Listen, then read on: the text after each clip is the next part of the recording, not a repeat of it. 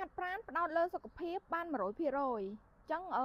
សម្រាប់អ្នកដែលគាត់មានរាងកាយមិនសូវមាំមួនគាត់ងាកមកលើការហាត់ប្រាណគឺជួយដល់សុខភាពគាត់ឲ្យមាំមួនជាងមុនបាន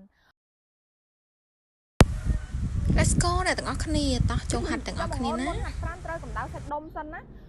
ទម្លាប់របស់ខ្ញុំពេលដែលខ្ញុំកម្ដៅសាច់ដុំគឺខ្ញុំតែងតែធ្វើបែបហ្នឹងអ្នកទាំងអស់គ្នាអានេះគឺយើងកម្ដៅសាច់ដុំបងអូនយើងកម្ដៅសាច់ដុំមុននឹងយើងចូលក្បាច់អញ្ចឹងណាប៉ុន្តែថ្ងៃនេះគឺយើងហាត់យកសម្រកមួយតួខ្លួនម៉ាមីដែលទៅតែសម្រាប់កូនហើយបើសិនជាសម្រាប់ដោយវះកាត់គាត់អាចថា3ខែអីគឺគាត់អាចចូលហាត់បានហើយជាមួយនឹងក្បាច់ហ្នឹងហើយបើសម្រាប់ម៉ាមីដែលគាត់សម្រាប់កូនហើយដោយធម្មជាតិមួយខែជាងអីគឺគាត់អាចចូលហាត់លេងៗទៅដើម្បីសុខភាពផងវាមិនធ្វើឲ្យប៉ះពាល់ដល់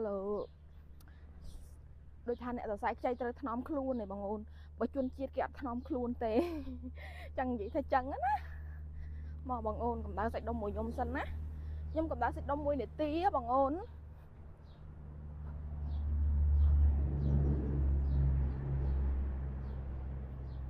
ចឹងបន្ទាប់ពីយើងកម្ដៅសាច់ដុំហើយយើងចូលមកដល់ក្បាច់ទី1របស់យើងណាអ្នកទាំងអស់គ្នាអញ្ចឹងចូលហាត់ទាំងអស់គ្នា Let's go ក្បាច់ទី1បងអូនក្បាច់នេះជួយទាំងពីរមុខយើងទៀតអញ្ចឹងបងអូនឈរមុនដំបូងដាក់ជើងចិត្តជាមកហើយដាក់ដៃជាមកហើយយើងចាប់ផ្ដើមលោតបើកបិទដៃយើងអញ្ចឹងណាបងអូនធ្វើបែបនេះណា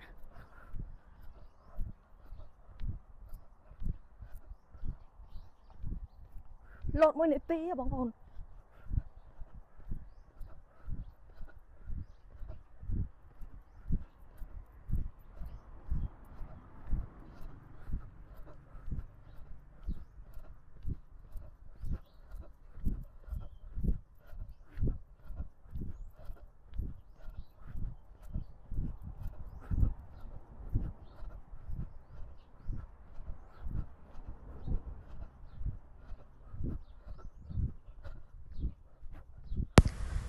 បងអូនពេលលោតហ្នឹងកុំភ្លេចសម្រួលចង្វាក់ដង្ហើមផងហើយ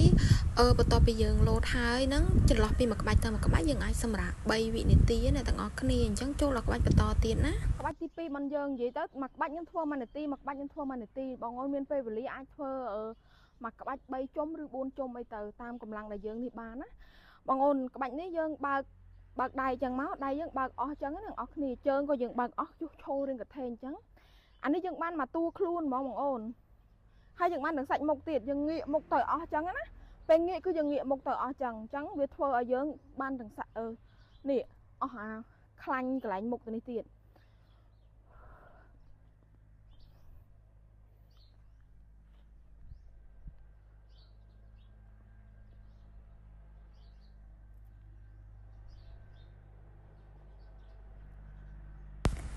ដូចនិយាយហើយនិយាយទៀតចឹងណាទាំងអស់គ្នាកុំភ្លេចសម្រួលចង្វាក់ដង្ហើមទាំងអស់គ្នាហើយបងអូនហាត់ក្បាច់ហ្នឹងណាអ្នកនរគ្នាបានទាំងសាច់ខ្នងទៀតអញ្ចឹងអ្នកទាំងអស់គ្នាហាត់ក្បាច់ហ្នឹងហើយអ្នកទាំងអស់គ្នាសម្រាប់3វិនាទីច្រឡំអ្នកទាំងអស់គ្នាហើយបន្តទៅក្បាច់យើងបន្តទៀតណា Let's go ក្បាច់ថ្ងៃនេះគឺខ្ញុំផ្ដោតមកតួខ្លួនហ្មងចុងអញ្ចឹងចូលដល់ក្បាច់ទី3របស់យើងបងអូនក្បាច់ទី3គឺយើងដាក់ដៃបែបនេះបងអូនបើកជើងស្មើហើយដង្ហើមចេញដង្ហើមចូលគ្រប់គ្រងឲ្យបានបងអូនកុំឲ្យវាចាក់ដាក់បែបនេះមក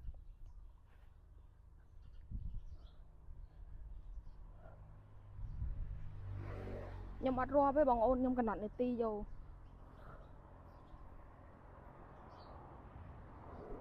បងអូនចំណុចដែលយើងចង់បានណាយើងទប់កន្លែងហ្នឹងដូចខ្ញុំចង់បានក្បាលពោះខ្ញុំទប់កន្លែងក្បាលពោះហើយខ្ញុំទប់ដង្ហើមនិយាយត្រូវរៀបដង្ហើម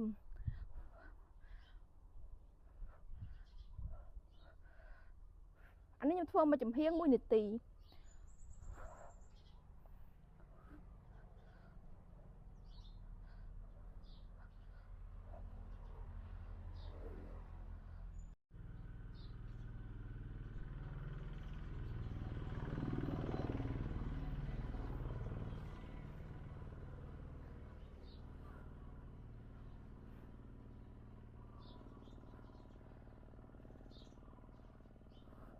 បងអូនពេលលើកមកអុកប្រឹងក្បាលពោះណាពេលដាក់ចុះវិញដាក់ចុះថ្នម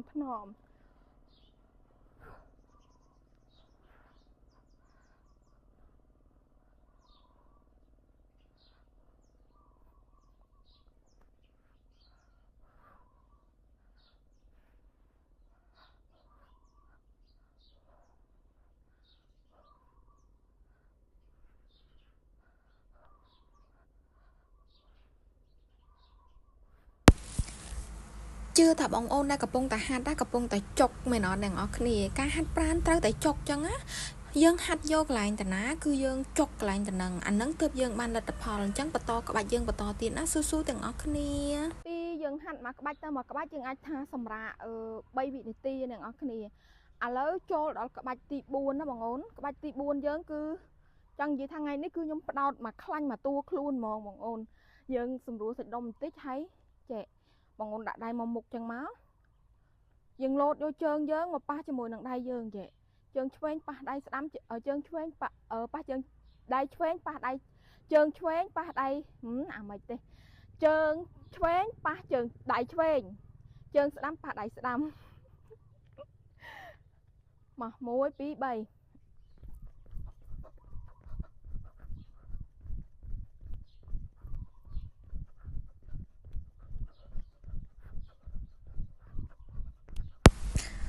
អន់និយាយលេងណាអ្នកនរគ្នាក្បាច់នឹងហត់សាហាវហាត់តែ3ជុំបែកញើសប្រើហ្មងអ្នកនរគ្នាហើយអ្វីដែលសំខាន់ណាអ្នកនរគ្នាត្រូវតែស៊ូហាត់ទាំងអស់គ្នាអញ្ចឹងចាប់ពីក្បាច់នឹងហើយយើងចូលដល់ក្បាច់បន្តទៀតអ្នកទាំងអស់គ្នាចូលមកដល់ក្បាច់ចុងក្រោយហើយក្បាច់ចុងក្រោយយើងរៀងសម្រួលសាច់ដុំយើងផងហើយនឹងនេះបងអូនលើកដៃឡើងលើអស់ចឹងមកហើយបងអូននេះខ្ញុំឲ្យតែនិយាយជើងឆ្វេងជើងស្ដាំនឹងអត់ត្រូវគ្នាហ្មងបងអូនដាក់ផ្ទុយគ្នាចឹងមកធ្វើរយៈពេល1នាទីដូចគ្នាបងអូនអាច1នាទី3ជុំអីទៅ3នាទីមកក្បាច់3នាទី5ក្បាច់ហ្នឹងចំណាយពេលទៅ15នាទីរៀងរាល់ថ្ងៃរៀងក្នុងក្តីសម័យបានសម្រេចដូចបំណងចឹងចង់បានវីដេអូល្អ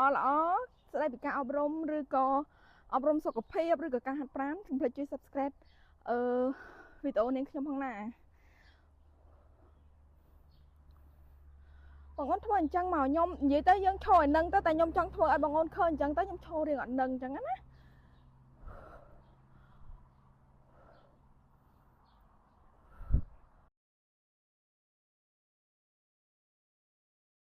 ហ្នឹងហើយការហាត់ប្រាណយើងត្រូវបានបញ្ចប់ហើយអ្នកនរគ្នាកុំភ្លេចអនុវត្តជាប្រចាំផងណាការអនុវត្តជាប្រចាំការព្យាយាមការឧស្សាហ៍លទ្ធផលនឹងទទួលបានអត់មានអីដែលមានសំណាងបានមកពីលើមេឃដោយខ្លួនឯងទេអញ្ចឹងមុននឹងអ្នកទាំងអស់គ្នាចូលហាត់ប្រាណអ្នកទាំងអស់គ្នាត្រូវតាំងចិត្តទៅចេះហាត់ប្រាណដើម្បីសុខភាពហើយនឹងរាងស្អាតអញ្ចឹងការធ្វើជាប្រចាំថ្ងៃលទ្ធផលគឺនឹងហុចមកឲ្យយើងខ្ញុំហ៊ានធានាឲ្យបើមិនជឿអ្នកទាំងអស់គ្នាអនុវត្តសាកមើលណា